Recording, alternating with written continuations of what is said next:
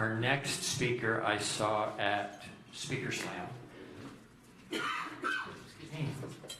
And as she spoke, my story involves, I don't know if any of you know what a semicolon is. Anybody know what a semicolon is? Awesome.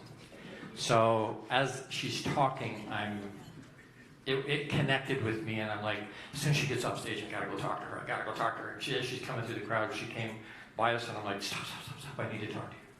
And when we told her this was first responders on Mondays, she said, I gotta be there. Fit me in somehow, please let me come. So she's come from the GTA. She specializes in looking after first responders. She's got an amazing heart, big heart. So please help me give a warm Waterloo welcome to Sajel.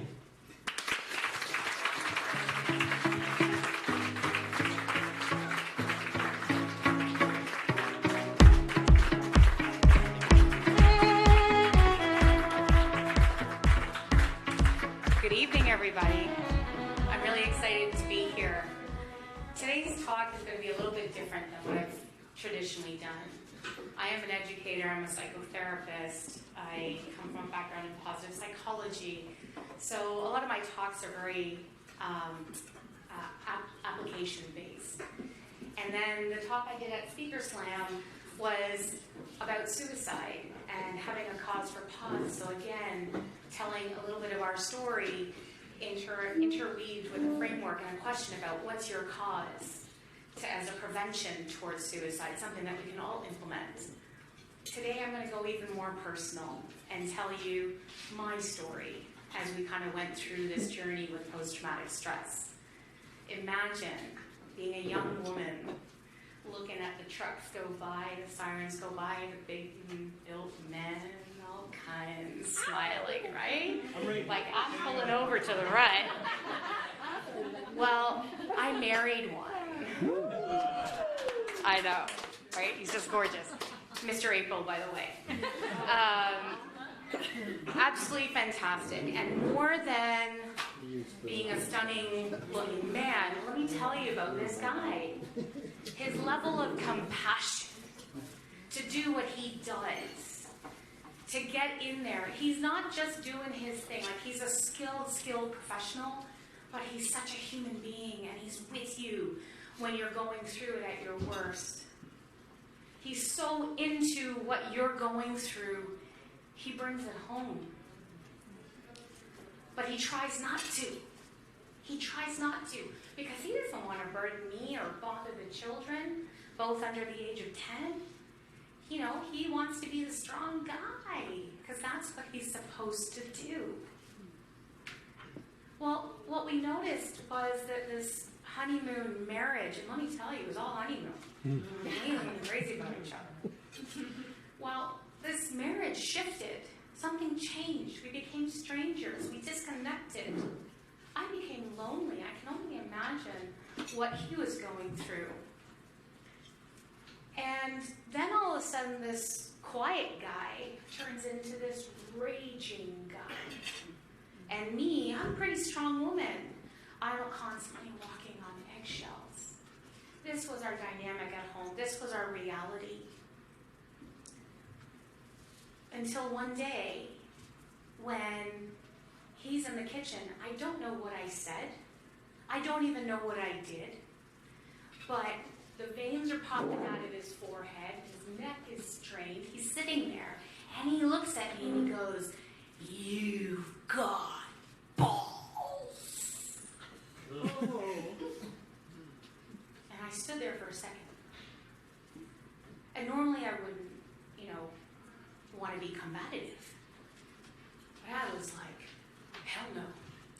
Yes, I do! Because how the hell do you think I stuck around so damn long? He was shocked. I was shocked. This had become our reality. And we knew something had to change, and we knew something was wrong. I couldn't wait to get out of the house to go doing something fun and doing something without him. but yet afraid to leave him at home because I wasn't sure if he'd be there when I get back or what I could be walking into. Things were really dark. But that was a wake-up call for him too, that something was wrong. So we started talking and talking a lot more. And not just the surface level stuff, guys. I mean, we started going deep. Because we needed to give ourselves the permission to be human. I couldn't save him on my own. He needed to want to be saved. He needed to want to choose his marriage and his family. Once we established that that desire was there, I had to give him the space to be able to heal. So how do I show up? Ask. Ask. We don't ask enough questions. So we sat there together and we gave each other the permission to be human. And what I have found in having more and more conversations with more and more people is that we as a society don't do that enough. But that was the beginning of change for us and our marriage and our lives. The second thing that I discovered for me was self-compassion. Because I started to feel guilty that how did I not see this before? Being a psychotherapist, why didn't I know it wasn't post-traumatic stress? Why didn't I do something sooner? Well, I had to allow myself to strictly just be the wife at home and forgive myself for that. And allow myself to feel the hurt, the anger, the loneliness, everything that comes along with being a spouse of someone who's suffering. That was the key for me to be able to show up better for him and my kids. The next thing was no shame and no stigma. Not in my house. Absolutely not. Everything you want to talk about, anything my kids wanted to know about, open table. Let's talk about it. Let's talk sex, drugs, rock and roll, whatever it is. Let's talk about the suicide. Because we both found ourselves there. He found himself there looking at a pole, wondering how fast he'd have to go. I found myself there at 2 a.m., nowhere to go, and didn't want to go back home. So we had to talk about it. And we found our cause for pause, each of us. His was a lot more nobler than mine. His was, he didn't want us to find him that way.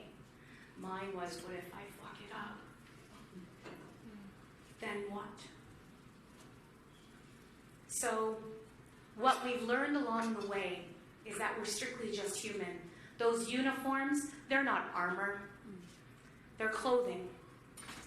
And when we take off those uniforms, we're just human. And what differentiates our first responders from the regular population is that we see trauma. We all see trauma. We're all human. And most of us will get over the trauma we see.